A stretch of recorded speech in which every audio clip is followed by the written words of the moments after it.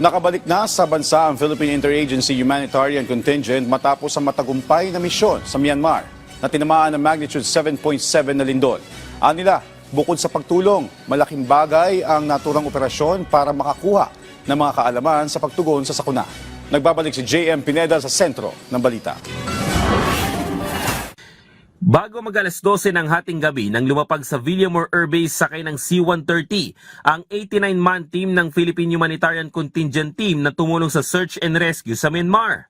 Halos 2 linggo silang namalagi sa Myanmar, kaya nakita nila ang laki ng pinsala ng 7.7 magnitude na lindol. Kabilang sa mga sumalubong sa contingent team ay sina Health Secretary Ted Herbosa at Defense Secretary Gilbert Gibo Chodoro. Ayon sa team leader ng Philippine Medical Assistance Team ng DOH na kasama sa contingent, hindi naging madali ang pinagdaanan ng bawat isa. Dagdag pagsubok sa kanilang magkaibang kultura at language barrier. One of the first challenge po na na-encounter namin was yung communication kasi magkaiba po yung language namin. But we were given interpreters ng OCD.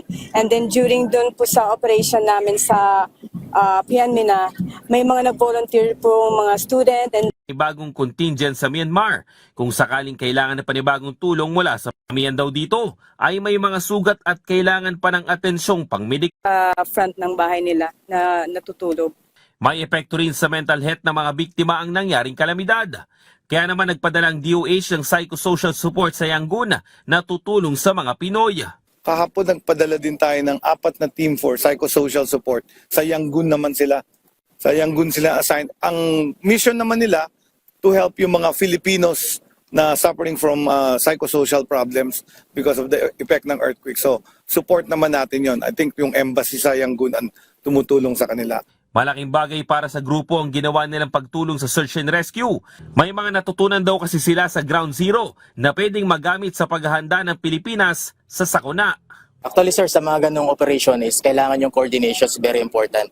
Paano natin i-handle yung mga foreign, mga user teams na coming in from different countries. So yung mga mechanism natin sa coordination para ma-ensure natin yung capability ng bawat foreign countries is maalat natin doon sa salagasang sila kinakailangan.